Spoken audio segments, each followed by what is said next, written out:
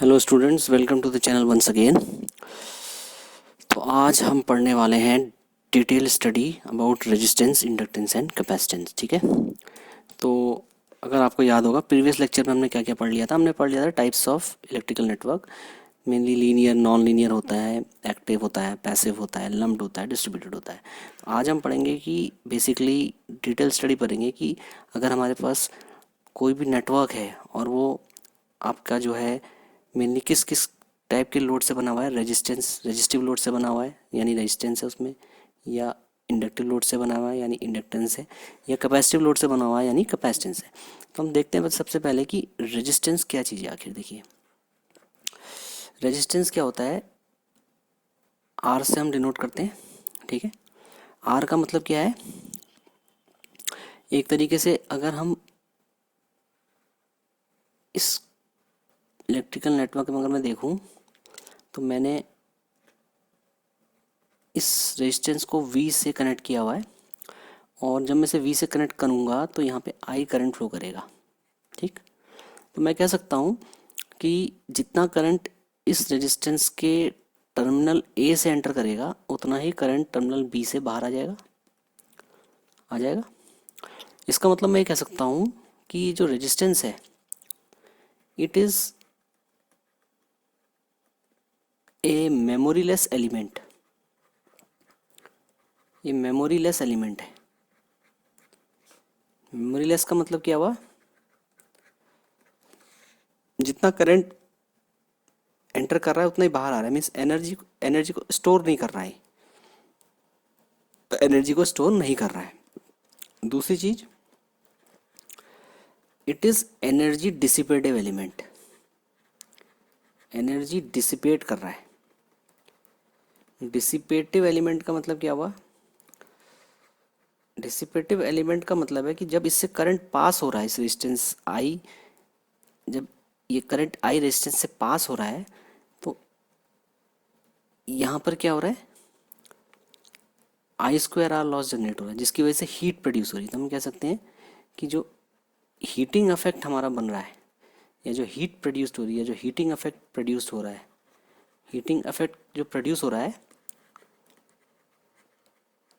वो किसके बराबर है, I²R। इसका मतलब हुआ कि हीट ज़्यादा कब बनेगी, जब या तो करंट की वैल्यू ज़्यादा हो या आर की वैल्यू ज़्यादा हो, इजंट इट। तो अगर हमने हीट प्रोड्यूस बढ़ाना है तो हम आई को बढ़ा दें या आर को बढ़ा दें, हीट हमारी बढ़ जाएगी। इसका मतलब हम ये कह सकते हैं कि इस फिनोमेना को हम कहाँ यूज़ कर रहे हैं, जहाँ पे हम बेसिकली रेजिस्टेंस की हीट को अगर हम हार्नेस कर लें, जो भी हीट प्रोड्यूस हो रही है, तो हम उसको किसी एप्लीकेशन में यूज़ कर सकते हैं। जैसे कि इसका एग्जांपल है आपके घरों में, बताइए क्या एग्जांपल है जहाँ पे हम हीट डिसिपेट कर रहे हैं अक्रॉस द रेजिस्टेंस और उसे यूज़ कर रहे हैं। तो ये हमारे क्लासिक एग्जांपल है इसमें, इलेक्ट्रिक गीजर। इलेक्ट्रिक गीजर जो है एक क्लासिक एग्जांपल है। इसके अलावा आपके पास है इलेक्ट्रिक आयरन। ठीक है। इन सभी गैजेट्स में हाई रेजिस्टिव एलिमेंट का हम इस्तेमाल करते हैं, जिसका कि रेजिस्टेंस बहुत हाई होता है, और जब उससे करंट पास होता है तो बहुत ज़्यादा हीट जनरेट करता है। Immersion rod is again an example. तो यहाँ पे हम क्या कर रहे हैं, रेजिस्टेंस से जो हम हीट डिसिपेट करा रहे हैं उसको हम किसी प्रोसेस को गर्म करने के लिए यूज़ कर रहे हैं। लेट्स से पानी गर्म करने के लिए यूज़ करें तो it is an application of heating effect of electric current, isn't it? All these appliances are working on what, they are working on heating effect of electric current। heating effect of electric current में काम कर रहे हैं। Clear है। तो resistance जो है एक एनर्जी डिसिपेटिव एलिमेंट है, मेमोरी लेस है, and it is a passive element. Clear है। तो हम ये कह सकते हैं it is a passive element. अब हम नेक्स्ट एलिमेंट की बात करते हैं। अब देखिए, जब यहाँ से इस रेजिस्टेंस से आई करंट पास होगा तो क्या होगा, यहाँ पे वोल्टेज ड्रॉप होगा, होगा नहीं होगा। तो लेट अस सपोज हम यहाँ पे कह रहे हैं कि यहाँ पे V1 वोल्टेज ड्रॉप प्रोड्यूस हो रहा है, तो V1 वोल्टेज ड्रॉप कितना होगा, जितना भी करंट पास हो रहा है आई इंटू रेजिस्टेंस मल्टीप्लाई कर देंगे हम, यही तो वोल्टेज ड्रॉप प्रोड्यूस होगा। This is nothing but voltage drop produced in the resistance. तो हमेशा आपको याद रखना है, जब भी करंट आई ये करंट आई रेजिस्टेंस आर से पास होगा तो एक वोल्टेज ड्रॉप प्रोड्यूस करेगा V1, जिसका फॉर्मूला क्या है, V1 is equal to I into R. Clear है। रेजिस्टेंस के दो पॉइंट्स आपने याद रखने हैं, it is a memoryless element, पहला पॉइंट, और दूसरा point it is energy dissipative element, मतलब ये एनर्जी को डिसिपेट करेगा, स्टोर नहीं करेगा। ठीक है। नेक्स्ट हमारे एलिमेंट में इंडक्टर या इंडक्टेंस। देखिए इंडक्टर जो है हमारा वो क्या चीज़ है, सिंपली हम देखें, inductor is nothing but it is a coil, it is a coil. समझ में आ गया। एक तार को आपने लिया और उसको एक कोर के ऊपर लपेट दिया, तो दैट बिकम्स एन इंडक्टर। अब इस इंडक्टर को जब हम दो सोर्स से मैं इसको कनेक्ट कर रहा हूँ, एक बार मैं इसे डीसी से कनेक्ट कर रहा हूँ, बैटरी से, ठीक है, यहाँ पे मैंने इसे एक बैटरी से कनेक्ट किया, और यहाँ पे मैंने इसको एक एसी सोर्स से कनेक्ट किया। तो मेरा क्वेश्चन ये है आप लोगों को कि किस केस में ये inductor as a wire behave करेगा, प्लेन वायर मीन्स इसका इंडक्टिव रिएक्टेंस जीरो होगा। किस सर्किट में, इस सर्किट 1 में या इस सर्किट 2 में। तो हमारा इंडक्टर जो है इस सर्किट 1 में, इसके अक्रॉस जो वोल्टेज होगा वो क्या होगा, जीरो होगा, बिकॉज यहाँ पे हम इसको डीसी सप्लाई दे रहे हैं, और हमें पता है कि इंडक्टर के अक्रॉस जब भी हम वोल्टेज सोर्स कनेक्ट करते हैं, इसके अक्रॉस जो वोल्टेज बनती है उस वोल्टेज को हम क्या कहते हैं, VL। उस वोल्टेज को हम क्या कहते हैं, VL। तो मान लीजिए यहाँ से आई करंट बह रही है, स्मॉल आई, यहाँ पे हमारी करंट कितनी बह रही थी, कैपिटल आई, क्योंकि हम डीसी दे रहे थे। तो यहाँ पे जो वोल्टेज बनेगी, वोल्टेज का फॉर्मूला क्या होता है इंडक्टर के through, VL is equal to L DI/dt। समझ में आ गया। अगर हमारे पास डीसी वोल्टेज है तो डीसी वोल्टेज में आई जो है ये कांस्टेंट है, कांस्टेंट है नहीं है। तो अगर हम कांस्टेंट को डिफ्रेंशिएट करेंगे यहाँ पे, तो VL की वैल्यू कितनी आ जाएगी, जीरो आ जाएगी। इसका मतलब क्या हुआ, यहाँ पे वोल्टेज ड्रॉप जीरो है, जीरो का मतलब है कोई भी इंडक्टिव रिएक्टेंस से पैदा नहीं कर रहा है। इंडक्टिव रिएक्टेंस कितना होता है, XL is equal to omega L. For DC omega is equal to zero, omega is equal to zero. Angular frequency DC में है ही नहीं, क्योंकि फ्रीक्वेंसी जीरो है। ओमेगा का फॉर्मूला क्या होता है, 2πf, तो F जीरो है इसलिए XL जीरो, XL जीरो। तो V जो वोल्टेज ड्रॉप होगा यहाँ पे VL वो भी जीरो हो जाएगा।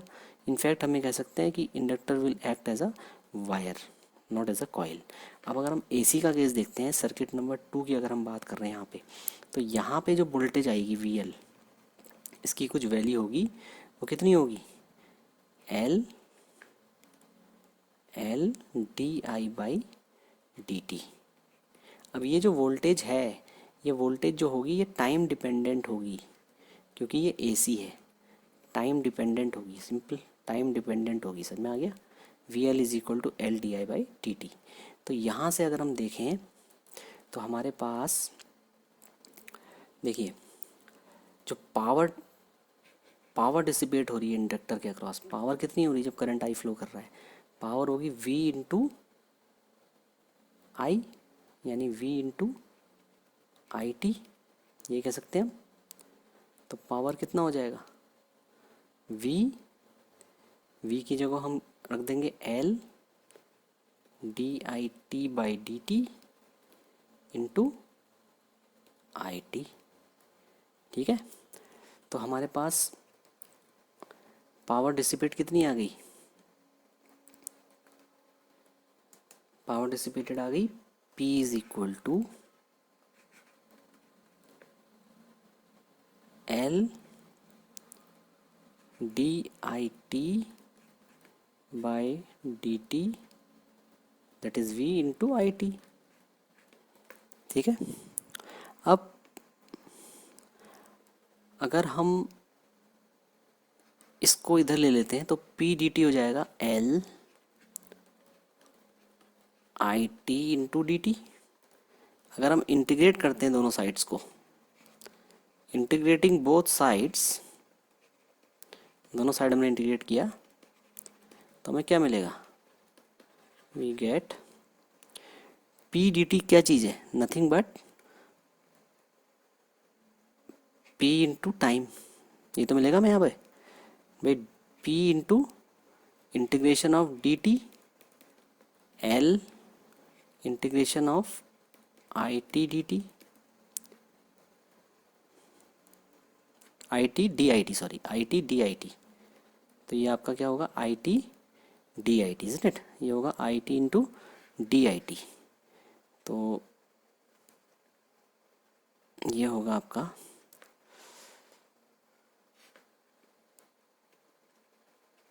आई T into D I T. तो ये पी डी टी क्या हो जाएगा, power into time, L I T square by 2। तो पावर इंटू टाइम क्या है, वर्क डन ही तो है, because power is equal to कितना होता है, वर्क अपॉन टाइम। तो पावर इंटू टाइम कितना हो गया, वर्क, वर्क डन हो गया, यानी वर्क डन इज एनर्जी। तो एनर्जी का फॉर्मूला क्या आया, half L I square T. तो ये एनर्जी जो है कौन सी एनर्जी है, जो कि इंडक्टर स्टोर कर रहा है, इज़न्ट इट। जब उससे करंट आई पास हो रहा है, यानी अगर ये इंडक्टर है और इस इंडक्टर पे करंट आई टी पास हो रहा है, जब आपने इसको एक वोल्टेज सोर्स से कनेक्ट किया जो कि वी टी है, टाइम डिपेंडेंट है, तो इसके अंदर जो एनर्जी स्टोर हो रही है वो half L I square T हो रही है। सो दिस इंडक्टर, अगर आप देखें एनर्जी जो है इस किसका फंक्शन है, करंट का। एनर्जी जो है, energy is function of current, isn't it, is function of current I T. और करंट क्या है, करंट क्यों फ्लो कर रहा है, because of movement of electrons. Current किसकी वजह से फ्लो कर रहा है, मूवमेंट ऑफ इलेक्ट्रॉन्स की वजह से। तो हम ये कह सकते हैं कि जो इंडक्टर है आपके पास वो एनर्जी को स्टोर कर रहा है, पर किस फॉर्म में कर रहा है, इन the form of kinetic energy. समझ में आया।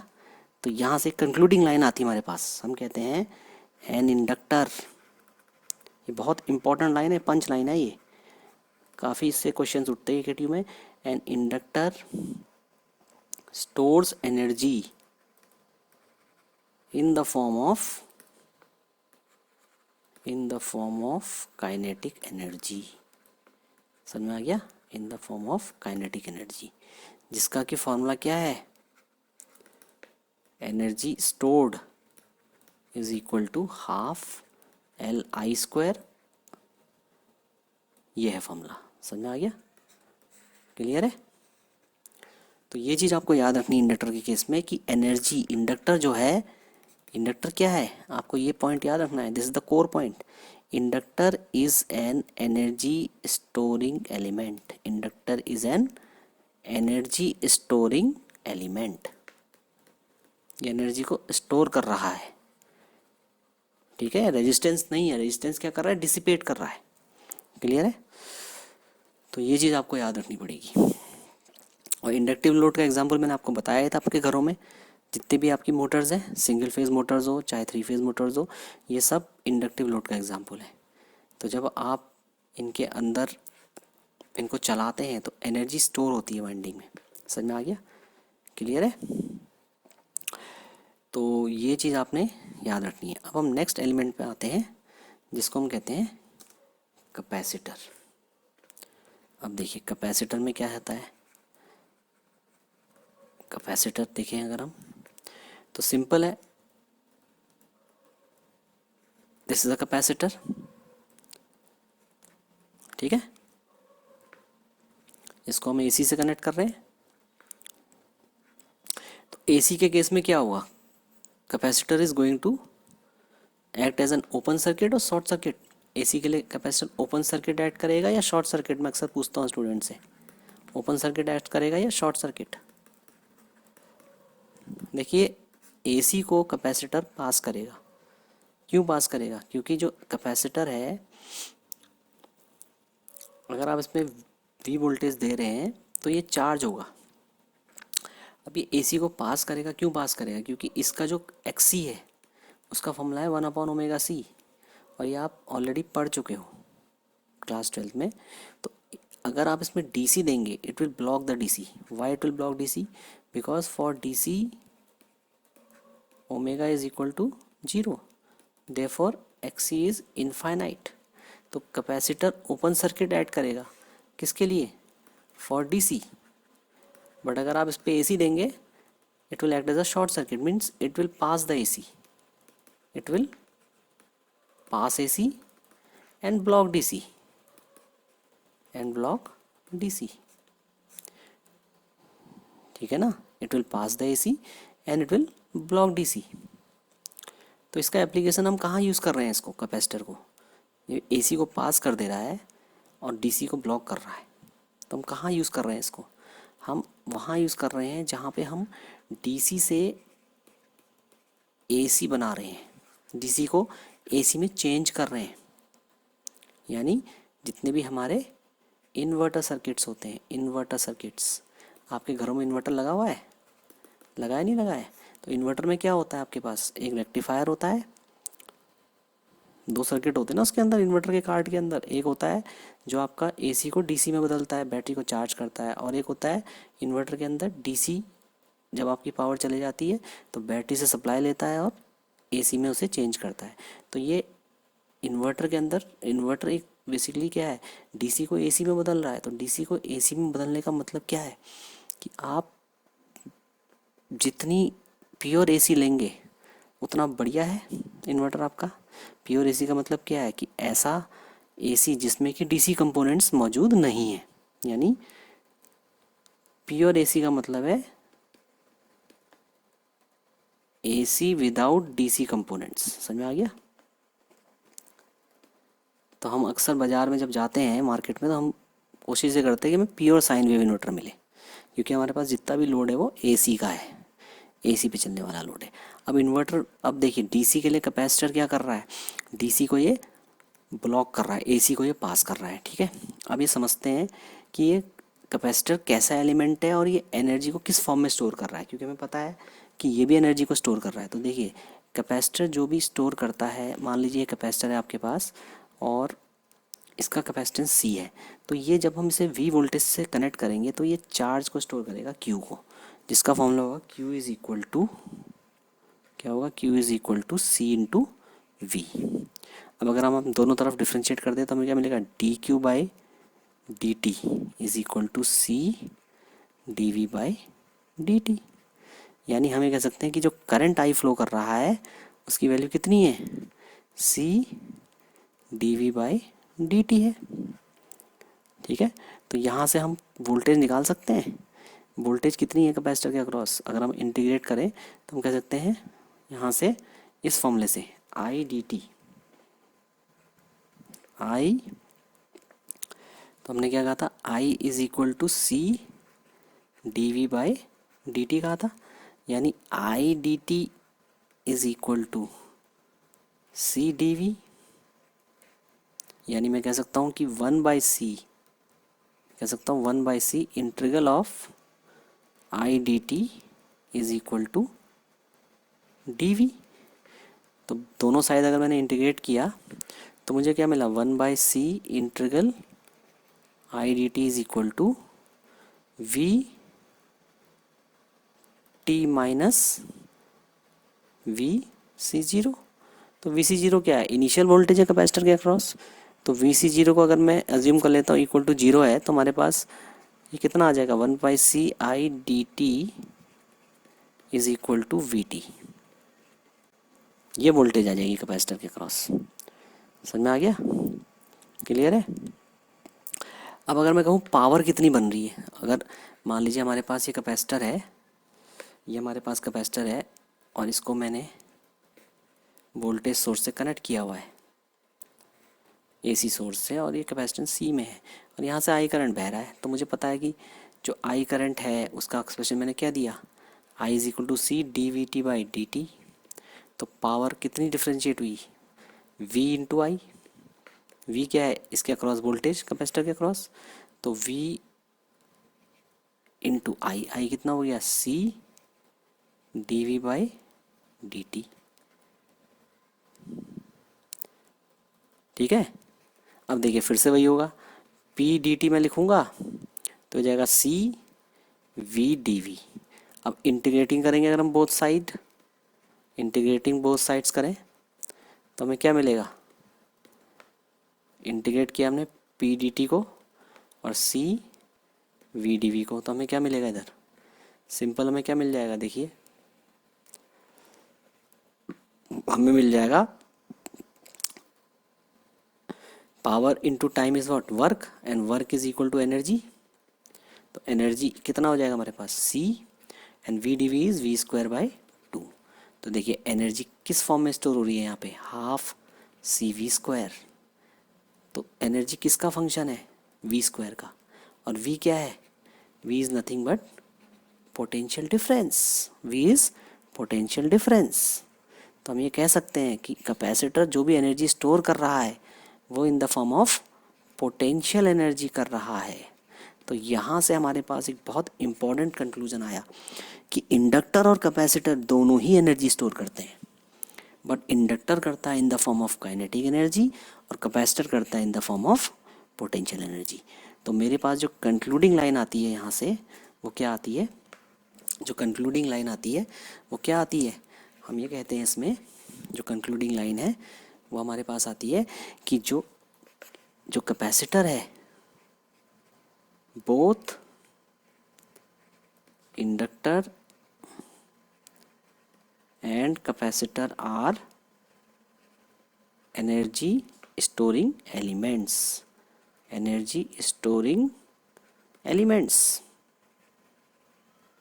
समझ में आ गया, inductor stores energy in form of kinetic energy, kinetic energy, and capacitor stores in the form of potential energy, capacitor stores in the form of potential energy. तो AKTU के अंदर जो आपको क्वेश्चन मिलते हैं 2 नंबर पे, उसमें क्वेश्चन पूछा जा सकता है, give an example of an energy storing element. तो आप कहेंगे इंडक्टर, या अगर क्वेश्चन पूछता है आपसे गिव एन एग्जाम्पल ऑफ, या what is the difference between an inductor and capacitor, तो आप कह सकते हैं कि both are energy storing elements. ये तो सिमिलैरिटी है, मगर डिफरेंस क्या है, डिफरेंस ये है कि inductor stores energy in the form of kinetic energy and capacitor stores energy in the form of potential energy. ठीक है, तो 3 एलिमेंट्स हमारे पास, रेजिस्टेंस, रेजिस्टेंस क्या है, एनर्जी डिसिपेटिव एलिमेंट है, इंडक्टर क्या है, एनर्जी स्टोरिंग है, कैपेसिटर क्या है, एनर्जी स्टोरिंग है। अब एक चीज़ याद रखिएगा, कोई भी एलिमेंट अगर एनर्जी स्टोरिंग होता है तो it is always having memory, it is not memory less. हम ये कह सकते हैं कि वो एलिमेंट मेमोरी लेस नहीं है, मेमोरी लेस नहीं है, क्योंकि वो चार्ज को स्टोर कर रहा है। अक्सर आप देखेंगे जो आपके पंखे में कैपेसिटर होता है, कभी आप देखिएगा कि आप उसे चार्ज करिए, ठीक है, आपके जो वॉल आउटलेट होता है उसमें उस कैपेसिटर को आप ऐसे करके चार्ज करिए 2-3 मिनट के लिए, उसके बाद उसे इससे निकाल दीजिए और फिर आप उस कैपेसिटर को, उसके दोनों तारों को अगर आप पकड़ते हैं तो आपको इलेक्ट्रिक शॉक लगेगा। क्यों लगेगा, क्योंकि वो चार्ज हो चुका है 220 वोल्ट से। अब जैसे ही आपने उसे पकड़ा तो ये 220 वोल्ट डिस्चार्ज होगा आपकी बॉडी के थ्रू। इसलिए जब हम ऐसे टाइप के सर्किट्स को हैंडल करते हैं जिनमें कि मेमोरी होती है, यानी मेमोरी लेस नहीं है, तो उनमें इलेक्ट्रिक शॉक लगने की ज़्यादा प्रोबेबिलिटी होती है। तो हमें उनको बहुत कॉशियसली हैंडल करना होता है। समझ में आ गया। तो कैपेसिटर्स जितने भी होते हैं और इंडक्टर्स जितने भी होते हैं ये एनर्जी स्टोरिंग है, इनमें मेमोरी लेस ये नहीं, it they are having memory, means they are not memory less. समझ में आ गया। Whereas resistance is memoryless, उसके अंदर क्या है, जितना करंट एंटर किया उतना करंट बाहर आ जाएगा, बट कैपेसिटर में क्या होगा, करंट वो स्टोर करके रखेगा। समझ में आ गया। तो आज के लिए इतना ही। अगले लेक्चर में हम पढ़ेंगे टाइप्स ऑफ एनर्जी सोर्सेस। तो इसमें से जो मोस्ट क्वेश्चन इंपॉर्टेंट आ सकता है वो मैंने आपको बता दिया है, कौन सा क्वेश्चन आएगा इसके अंदर। मैं दोबारा से रिपीट कर ले रहा हूँ कि इंडक्टर और कैपेसिटर जो है इनमें डिफरेंस आ सकता है, या ये पूछ सकता है कि व्हाट टाइप ऑफ इंडक्टर किस टाइप का एलिमेंट है, क्या एनर्जी डिसिपेटिव है कि एनर्जी स्टोरिंग है, कैपेसिटर किस टाइप का है, ये दोनों में डिफरेंसेस क्या है। ठीक है, तो मिलते हैं नेक्स्ट लेक्चर में, तब तक के लिए जय देवभूमि, जय उत्तराखंड।